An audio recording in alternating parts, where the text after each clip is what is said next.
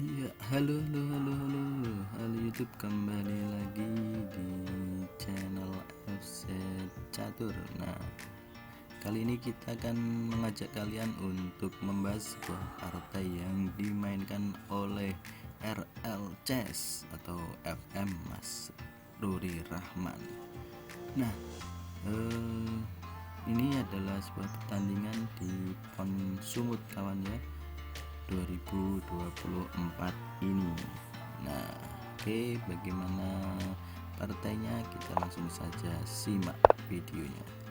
D4 dibalas dengan C5. Nah, ini lumayan kurang populer kawan ya, karena bisa kita lihat di evaluasi barnya.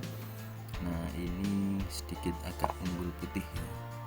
Nah, ini memajukan pion adalah langkah yang terbaik kawan, yang bisa kalian tirukan kawan. Ketika kalian bermain D4 dibalas dengan C5, nah ini kalian bisa memajukan pion yang ada di D5. Oke, langsung kita membalas dengan taktis kuda ke F6 dan dilindungi dengan kuda ke C3. Nah, ini bisa kalian coba tirukan variasinya kan ya. Bisa dicari pembukaannya untuk variasi kuda. Jadi biasanya mungkin pion yang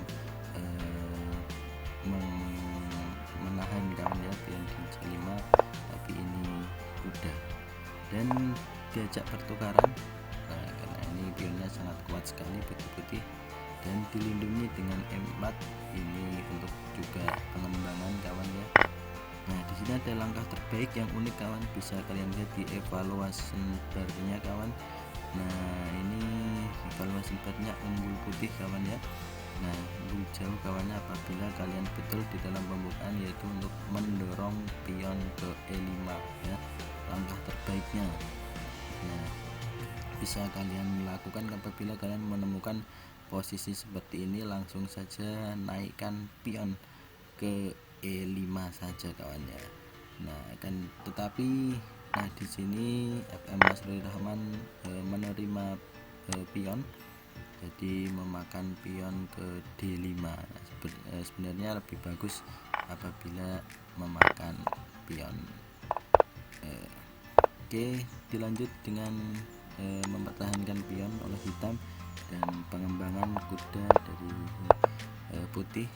Dan di sini bisa cukup terlihat kawan ya, untuk pergerakannya sama-sama masih solid, dan di pembukaan pun sedikit lebih unggul putih. Nah, di sini bisa kalian lihat, di sini ada langkah rokade ini yang menunjukkan bahwasannya langkah pembukaan telah selesai. Nah, di sini putih sangat bagus sekali, ingin bermain di sayap menteri, menyerang sayap menteri. Nah, terutama di bagian petak ini kawan ya, pion lemah di D6 yang hanya dilindungi oleh menteri. Nah, jadi bisa kalian nanti contoh kawannya untuk bagaimana cara mengeksekusi. Jadi untuk serangannya juga sangat terfokus kepada pion di D6. Nah, kita melindungi. Nah, ini langkah terbaiknya yaitu kuda kawan ya untuk hitam. Nah, tapi dengan adanya langkah gajah, nah, mengancam pion yang ada di C2 di sini. Nah, ini merupakan langkah yang kurang tepat kawan ya. Jadi hitam bisa kalah ini kawan ya, karena evaluasi batnya langsung turun jauh, dan putih bisa memainkan pion tadi kawan ya ke petak G4. Nah, tapi Mas Ruri Rahman tidak melihat, jadi mengusirnya dengan menggunakan pion dulu di H3 tadi. Oke, kuda diancam dan tentunya tidak mau menukar karena posisinya sedang menyerang. Jadi eman-eman kawan ya kalau menyerang, sedang pertukaran. Nah, ini pertukaran kuda dengan gajah. Nah, ketika gajah diambil, karena ini posisinya lebih tertutup, maka dari itu kuda lebih bagus, dan di sini diambillah langkah kuda, dan tidak mau menukar gajahnya dengan kuda. Nah, di sini langkah saling mengancam kawan ya, dan ini bisa diambil. Harusnya tadi langkah terbaiknya dia memakan kuda terlebih dahulu. Nah, mungkin kalkulasinya dia menganggap ada dorongan pion ke E5 tadi ya, bisa menyebabkan jelek untuk putih.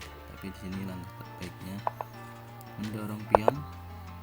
Nah, pion didorong, dan di sini langkah terbaiknya yaitu hitam mengambil ya, untuk menghindari pion tumbuk pastinya. Nah, di sini ada langkah yang pion ya kawan, yang bisa dieksekusi ya. Nanti di peta H6 ya, pion pojok itu bisa dieksekusi. Nah, sebelum dia eksekusi, nah ini ada langkah bagus, ada dorongan pion terlebih dahulu, tapi hitam putih menjalankan kuda terlebih dahulu ya, untuk memberikan dukungan kepada pion maju. Nah, di sini langkah kuda ingin segera naik ya, karena ada petak outpost yang bisa dimanfaatkan. Ada langkah skak terlebih dahulu kawan, dan pion diambil. Tentunya karena di sini bisa mengambilnya pakai menteri ya, lebih baik ya, untuk menyambungkan antara menteri dan benteng ya, harusnya tadi. Di sini harusnya bisa langsung makan dengan kuda, tapi putih memilih langkah aman terlebih dahulu dengan serangan 3 kali ke petak. Tapi ini merupakan suatu kesalahan bagi putih karena membiarkan bentengnya ya, nah, membiarkan kuda hitam bisa masuk.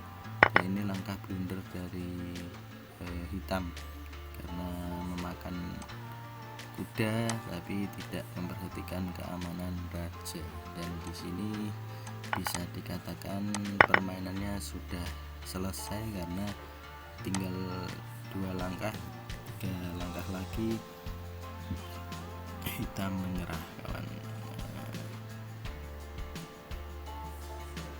Sini sudah jelas ya, harusnya tadi kuda ya.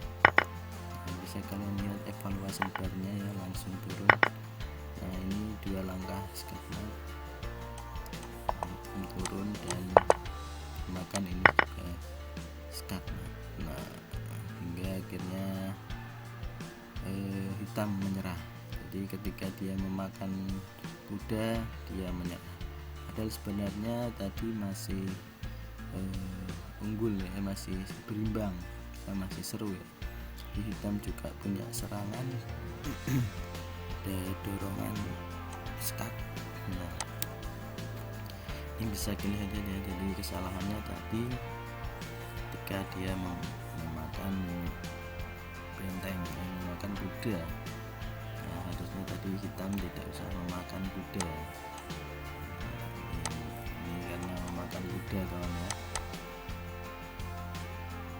Sini masih seimbang, evaluasi barnya masih seimbang, tapi karena dia memakan kuda langsung turun ya, langsung kalah. Nah, ini untuk kawan-kawan yang bermain di babak tengah juga kalkulasinya harus kalian perhitungkan kawan, karena kalian tidak bisa melihat evaluasi barnya, tidak bisa melihat analisanya, jadi kalian harus fokus.